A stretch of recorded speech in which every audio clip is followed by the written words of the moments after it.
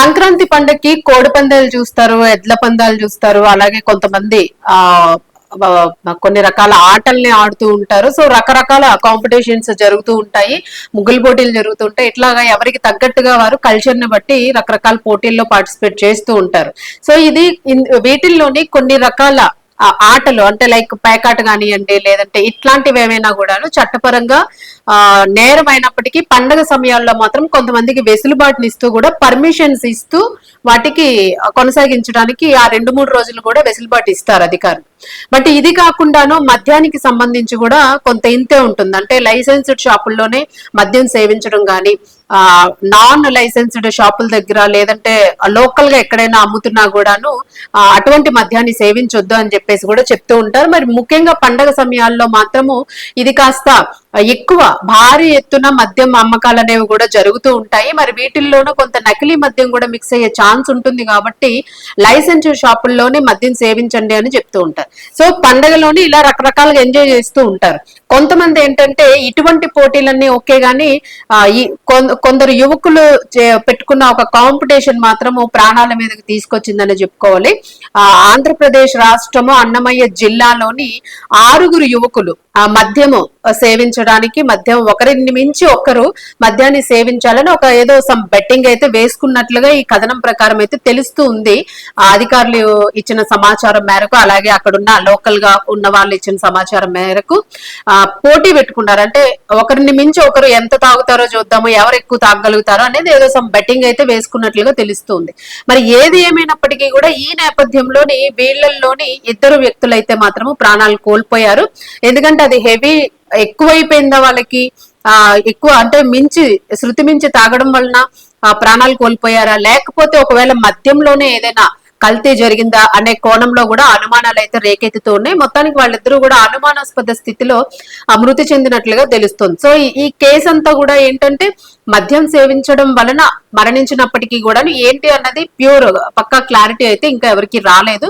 But ఏదైనా ఇది సంక్రాంతి పండుగ విషాదాంతంగా మారింది అని చెప్పేసి అయితే స్థానికులంతా కూడా ఆందోళన వ్యక్తం చేస్తున్న పరిస్థితి. సో ఇప్పుడున్న యువత ఏంటి అని అంటే అసలు దేనికి కూడా వాళ్ళకి లిమిట్ ఉండడం లేదు. అది అనాలోచితంగా అది చెయ్యొచ్చా చెయ్యకూడదా ఇట్లాంటి ఫిల్టరైజేషన్ అనేది వాళ్ళకి అసలు కొద్దిగా కూడా ఆలోచన ఉండదు. కొంతమంది బైక్స్ మీద స్టంట్స్ చేస్తూ ఉంటారు, లాంగ్ డ్రైవ్స్, స్పీడ్ డ్రైవ్స్ చేస్తూ ఉంటారు. సో ఇలాంటప్పుడు కూడా కాంపిటీషన్స్ వస్తూ ఉంటాయి. సో ఇట్లా కూడా యాక్సిడెంట్స్ జరిగి దెబ్బలు తగిలించుకున్న యువత కూడా చాలా మంది ఉంటారు.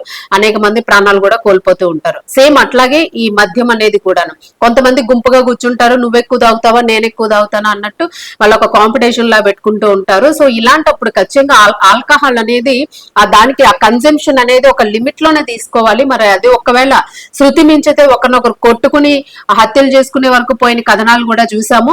బట్ వాళ్ళందరూ ఒకవేళ జెన్యున్ గా ఉన్నప్పటికీ కూడాను తీసుకున్న ఆల్కహాల్ కంటెంట్ కెపాసిటీ వాళ్ళకి అది బేర్ చేసే కెపాసిటీ కనుక లేకపోతే అది కంప్లీట్ గా పాయిజనస్ గా మారిపోయే అవకాశం ఉంటుంది. దీని వలన కూడా మృతి చెందే అవకాశాలు ఉంటూ ఉంటాయి. సో ఇది యువత ఖచ్చితంగా గుర్తు పెట్టుకోవాల్సిన అవసరం ఉంది. సో వీళ్ళిద్దరూ కూడా ఇలాగే ప్రాణాల మీదకి తెచ్చుకున్నారు అనే అనుమానాలు అయితే వ్యక్తమవుతున్నాయి. సో అసలు పోలీసుల ఆధారాల ప్రకారము అసలు ఈ కేసు ఎట్లా ఉంది, ఏ రకంగా మృతి చెందారు అని చెప్పేసి అనుమానాలు వ్యక్తమవుతూ ఉన్నాయి. గ్రామస్తులు ఏం చెప్తున్నారు, అధికారులు ఏం వెల్లడించారు, ప్రస్తుతం మరి మృతి చెందిన వారి కుటుంబాలు అయితే మాత్రం తీవ్ర దుఃఖంలో మునిగిపోయాయని చెప్పుకోవాలి.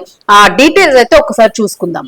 సంక్రాంతి పండుగ వేళ అన్నమయ్య జిల్లాలో తీవ్ర విషాదం చోటు చేసుకుంది. పండుగకు సొంతూరికి వచ్చిన 2 సాఫ్ట్వేర్ ఇంజనీర్లు అతిగా మద్యం సేవించి మృతి చెందినట్లు సమాచారం.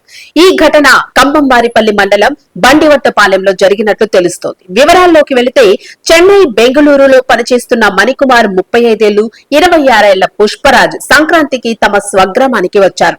పండుగ సందర్భంగా 6 స్నేహితులతో కలిసి అద్భుతమైన పార్టీని చేసుకున్నారు. ఈ క్రమంలో మణికుమార్, పుష్పరాజ్ ఇద్దరు పోటీ పడి మద్యాన్ని సేవించారు. దీంతో కొద్దిసేపటికే వారు అపస్మారక స్థితిలోకి వెళ్లినట్టు తెలుస్తోంది. ఇది గమనించిన స్నేహితులు వారిని ఆసుపత్రికి తరలించే ప్రయత్నం చేయగా మార్గం మధ్యలోనే ప్రాణాలు కోల్పోయారు. మొదట కల్తీ మద్యం కారణంగా మరణించారనే ఆరోపణలు గట్టిగానే వచ్చినా పోలీసులు వాటిని తోసిపుచ్చారు. శనివారం మధ్యాహ్నం 3 గంటల నుంచి సాయంత్రం 7:30 గంటల మధ్య ఇద్దరు కలిసి 19 బీర్లను తాగారని, అతిగా మద్యం తాగడం వల్ల తీవ్ర డిహైడ్రేషన్ కు గురై మరణించారని ప్రాథమికంగా నిర్ధారించారు.